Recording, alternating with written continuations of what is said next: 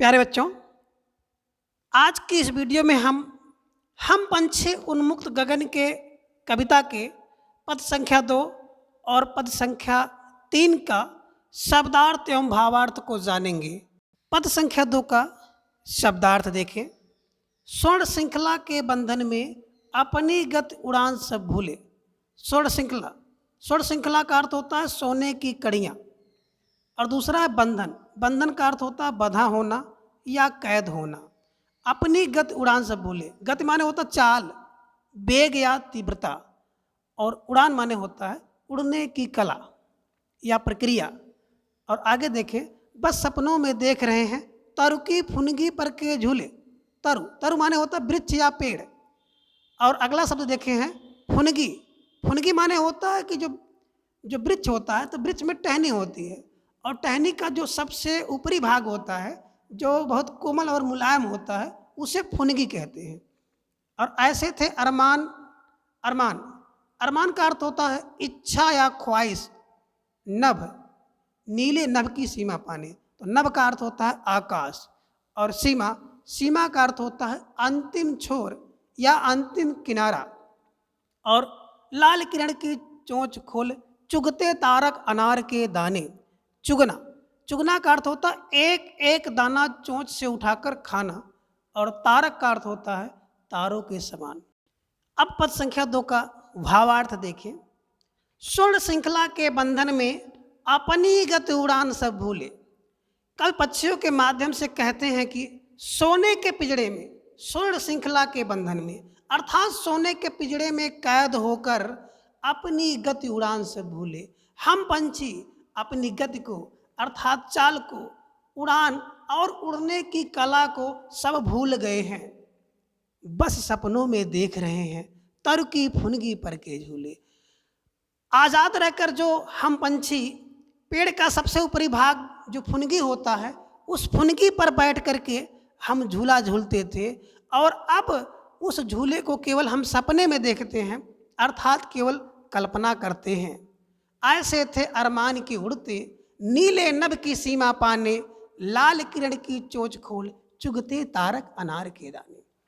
अब पक्षी अपनी आज़ादी के जीवन को याद करते हुए कहते हैं कि एक समय था जब हमारी इच्छा थी कि हम अपने पंखों से उड़कर आकाश के इस छोर से उस छोर तक पहुंच सकूं, और अपनी किरण जैसी लाल चोंच से तारे जैसे अनार के दाने को चुगने की इच्छा पूरी कर सकते। परंतु अब गुलामी और कैदी जीवन ने हमारे सभी सपनों को नष्ट कर दिया। अब हम केवल बंदी बनकर रह गए हैं। एक बार फिर देखिए, कभी पक्षियों के माध्यम से कहते हैं कि सोने के पिंजरे में कैद होकर हम अपनी गति को और अपने उड़ने की कला को भूल चुके हैं, अर्थात हम अपना सब कुछ भूल चुके हैं। और आज़ाद रहने पर जो हम वृक्ष के या पेड़ की फुनगी पर, अर्थात जो वृक्ष का सबसे ऊपरी भाग होता है उस पर झूला झूलते थे, अब कैद होकर केवल सपनों में ही फुनगी पर झूला झूल रहे हैं या कल्पना में ही फुनगी पर झूला झूल रहे हैं, वास्तविकता से बहुत दूर हैं। और पक्षी अपने पुराने जब आज़ाद थे उस दिन को याद करते हुए कहते हैं कि एक समय था जब हमारी इच्छा थी कि हम इस नीले आकाश के एक छोर से दूसरे छोर तक घूम लें, टहल लें, अंत पा लें, और अपनी इस लाल जो चोंच है इस चोंच से तारों जैसे अनार के दाने की जो इच्छा थी उस इच्छा को पूरी करने की। परंतु आज गुलामी या कैदी ने हमारे सभी सपनों को नष्ट कर दिया है और हमें केवल बंदी बनाकर छोड़ दी।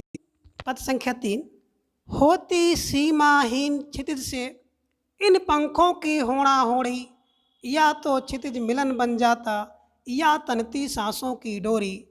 नीड न दो चाहे टहनी का, आश्रय छिन्न भिन्न कर डालो, लेकिन पंख दिए हैं तो आकुल उड़ान में विघ्न डालो। शब्दार्थ देखें। होती सीमाहीन, तो सीमाहीन का अर्थ है जिसका कोई अंत ना हो। क्षितिज का अर्थ होता है वह काल्पनिक स्थान जहाँ पर धरती और आकाश मिलते हुए दिखाई देते हैं, उसे क्षितिज कहते हैं। और अगला है होड़ा होड़ी।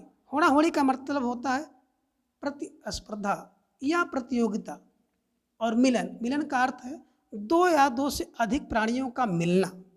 तनती सांसों की डोरी, अर्थात मर जाना या प्राण का निकल जाना। आगे है नीड ना दो, नीड का अर्थ होता है घोंसला। आश्रय छिन्न भिन्न कर डालो, और आश्रय का अर्थ होता है सहारा या ठिकाना। छिन्न भिन्न, छिन्न भिन्न का अर्थ होता है नष्ट करना। आकुल, बेचैन, आकुल का अर्थ होता है बेचैन। और विघ्न, विघ्न का अर्थ है व्यवधान या रुकावट। होती सीमाहीन क्षितिज से इन पंखों की होड़ा होड़ी। कभी कहता है कि पक्षी यह सोचते हैं कि अगर मैं आज़ाद होता तो उड़ते उड़ते आकाश की सीमा को ढूंढ लेता, और आकाश की सीमा को ढूंढने के प्रयास में या प्रतियोगिता में, स्पर्धा में, या तो क्या होता, क्षितिज को पा लेते या तो अपने प्राण को ही त्याग देते। अर्थात इससे पक्षियों की आज़ादी का पता चलता है कि कितना महत्व है। आगे देखिए, नीड न दो, चाहे टहनी का आश्रय छिन्न भिन्न कर डालो, लेकिन पंख दिए हैं तो आकुल उड़ान में विघ्न न डालो। नीड न दो। और अंत में पक्षी विनयपूर्वक मनुष्य से कहता है कि नीड ना दो, अर्थात मेरा घोंसला ले लो, चाहे मेरा जो आश्रय है उस आश्रय की टहनी को नष्ट कर दो, लेकिन पंख दिए हैं तो, लेकिन अगर ईश्वर ने मुझे पंख दिया है तो मुझे उड़ने का अधिकार दे दो।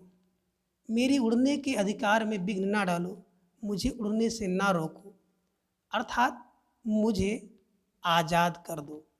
कहने का आशय है कि पक्षी जो है आज़ाद होना चाहते हैं। और फिर देखिए, कभी कहता है कि पक्षी अगर आज़ाद होते तो उड़ते उड़ते आकाश की सीमा को ढूंढ लेते, और इस प्रयास में या इस प्रतियोगिता में या तो वो क्षितिज के अंत को पहुंचकर रहते या तो अपने प्राण को त्याग देते।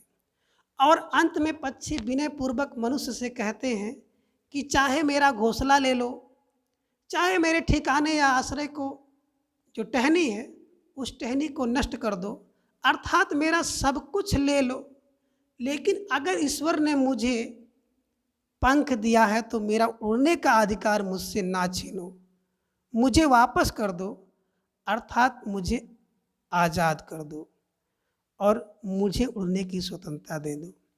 तो आज की क्लास में बच्चों बस इतना। फिर अगली क्लास में हम लोग इसका अगला भाग लेकर आप सबके सामने उपस्थित होंगे। तब तक के लिए थैंक्स फॉर वॉचिंग।